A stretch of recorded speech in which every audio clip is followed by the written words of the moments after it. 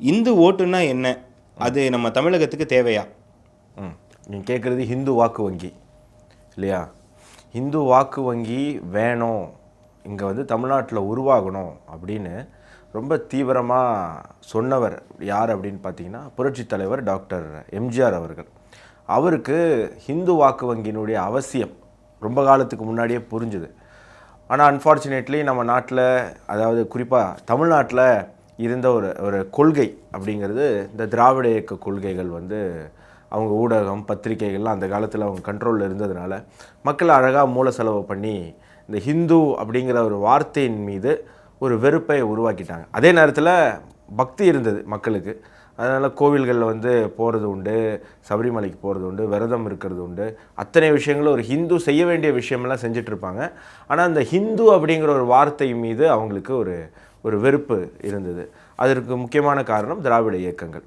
அப்போது இந்த காலகட்டத்தில் இங்கே தமிழ்நாட்டில் எப்படி ஒரு தேர்தல் நடக்கும் அப்படின்னு சொன்னால், ஹிந்துக்கள் வந்து தேர்தலை அணுகும்போது வாக்களிக்க போகும்போது அந்த வேட்பாளர் எந்த ஜாதி, அவர் வந்து என்னென்ன செய்ய போகிறாரு, என்னென்ன வாக்குறுதிகள் கொடுத்துருக்காரு, இந்த மாதிரியான விஷயங்களை பற்றி யோசித்து வாக்களிப்பாங்க. அதே நேரத்தில் ஒரு கிறிஸ்தவ மதத்தை சார்ந்தவரும் ஒரு இஸ்லாமிய மதத்தை சார்ந்தவரும் அவங்க ரொம்ப தெளிவாக இருப்பாங்க.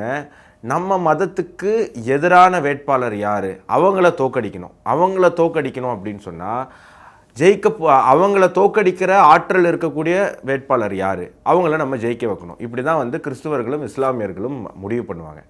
அப்போது ரொம்ப சுலபமாக போயிடுச்சு திராவிட கட்சிகளுக்கு. ஏதாவது ஒரு கட்சியை சிறுபான்மையினர்களுடைய விரோதி அப்படின்னு காட்டிட்டா அவங்கள எதிர்க்கிறது நாங்கள் தான் அப்படிங்கிறத மக்கள் மனசில் பதிய வச்சுட்டா மக்கள் எல்லாம் நமக்கு ஓட்டு போட்டுருவாங்க அப்படின்னு சொல்லி தமிழ்நாட்டில் பல ஆண்டுகளாக பாஜகவை ஒரு சிறுபான்மையினருக்கு எதிரான ஒரு கட்சி அப்படிங்கிற ஒரு பூதத்தை அவங்களுக்கு காட்டி இந்த பாஜகவை நாங்கள் தான் எதிர்க்க போகிறோம், அப்போ எங்களுக்கு வாக்களிங்க அப்படின்னு திராவிட கட்சிகள் மற்ற கட்சிகள்லாம் வந்து இங்கே வாக்கு பெறக்கூடிய ஒரு விஷயம் நம்ம பார்த்தோம். அதே நேரத்தில் ஹிந்துக்கள் அவங்க மதத்தை பற்றிலாம் யோசிக்க மாட்டாங்க. அவங்களுக்குன்னு ஒரு தேவைன்னு வரும்போது கோவிலுக்கு போவாங்க. ஆனால் கோவிலுக்கு ஒரு தேவைன்னு வரும்போது வீட்டில் படுத்து தூங்கிடுவாங்க. அப்போ இங்கே இருக்கக்கூடிய பல ஹிந்து இயக்கங்கள், குறிப்பாக இந்து முன்னணி, விஹெச்பி போன்ற இயக்கங்கள், ஹிந்துக்கள் தனக்கு தேவையான விஷயத்தை கேட்கறதுக்கு கோவிலுக்கு போகிறாங்க. அப்படி போகும்போது அந்த கோவில் அங்கே இருக்கணும் அப்படிங்கிறதுக்காக அந்த கோவிலுக்கு ஒரு பிரச்சனை வரும்போது அந்த கோவிலுக்காக வாதாட, போராட, பணிந்து பேச இந்த ஹிந்து முன்னணியை சார்ந்தவர்கள்லாம் வேலை செஞ்சிட்ருப்பாங்க.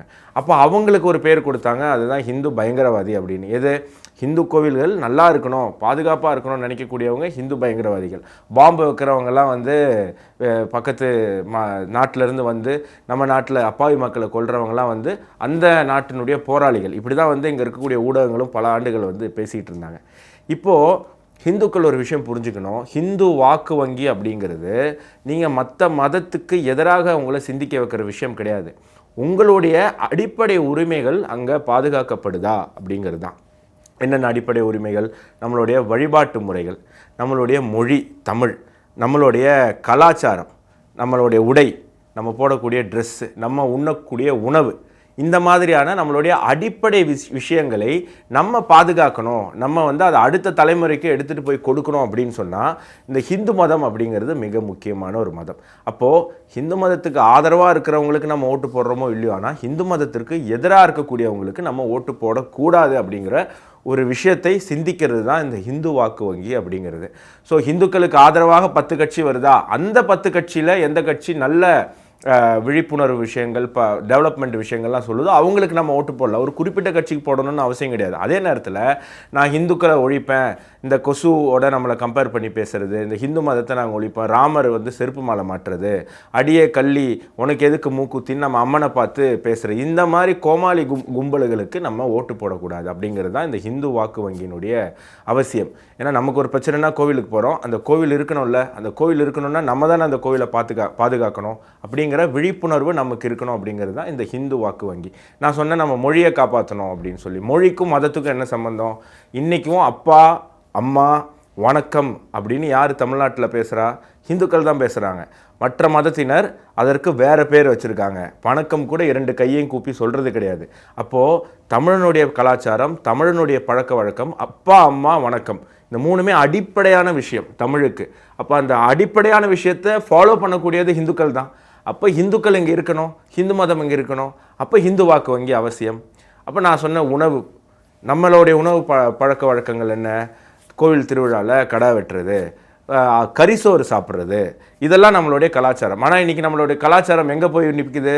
பரோட்டாவும் பிரியாணின்னு போய் நிற்கிது. அப்போ இந்த மாற்றம் வருவதற்கான காரணம் என்ன? நமக்கு ஒரு விழிப்புணர்வு கிடையாது. நம்மளுடைய முன்னோர்கள் சாப்பிட்டுக்கிட்டு இருந்த நல்ல உணவு பழக்க வழக்கங்களை நம்ம வந்து பறி கொடுக்குறோம். அப்போ அந்த விழிப்புணர்வு வேணும் அப்படின்னு சொன்னால், கரிசோறு இன்றைக்கி வந்து வீட்டில் பண்ணுறது இல்லை. வீட்டில் ஞாயிற்றுக்கிழமைனா பிரியாணி தான். கரிசோறு எங்கே பண்ணுறாங்க? கோவிலில் தான் பண்ணுறாங்க, கோவில் திருவிழாவில் தான் பண்ணுறாங்க. அப்போ அந்த கோவில் திருவிழா இருந்தால் தானே கரிசோரை காப்பாற்ற முடியும். இந்த கோவில் இருக்கிறோம் அப்படின்னு சொன்னால் இந்து மதம் இருக்கணும்ல. அப்படி சிந்திக்கக்கூடியது தான் நம்மளுடைய இந்த ஹிந்து வாக்கு வங்கி அப்படின்னு சொல்கிறோம். இப்படி தமிழர்களாக நம்ம இங்கே வந்து இன்னும் பல 100 ஆண்டுகள், பல்லாயிரம் ஆண்டுகள் நீடிக்கணும் அப்படின்னு சொன்னால் ஹிந்து மதம் ரொம்ப அவசியம். அந்த ஹிந்து மதம் இங்கே இருக்கணும் அப்படின்னு சொன்னால் ஹிந்து வாக்கு வங்கி மிக அவசியம். தமிழகத்தில் 10% ஹிந்து வாக்கு வங்கி ஆல்ரெடி உருவாகிடுச்சு. அதை அதிகரித்து ஹிந்துக்களை பகைத்தால் நம்ம கட்சி இங்கே ஜெயிக்க முடியாது அப்படிங்கிற ஒரு சூழ்நிலையை உருவாகினால் மட்டுமே இந்துக்களுடைய பிரச்சனைகளுக்கு அரசியல்வாதிகள் காது கொடுப்பார்கள், நம்மளுடைய பிரச்சனைகள் அவர்கள் தீர்த்து வைப்பார்கள் அப்படிங்கிற ஒரு விஷயம், ஒரு கட்டாயத்தின் அடிப்படையில் நம்ம ஹிந்து வாக்கு வங்கி அப்படிங்கிறது அவசியம். அது ஒன்றும் மற்ற மதத்துக்கு எதிரானது கிடையாது, அது ஒன்றும் ஒரு ஆடம்பரம் கிடையாது, அது அத்தியாவசியம் அப்படிங்கிறது நம்ம புரிஞ்சுக்கணும்.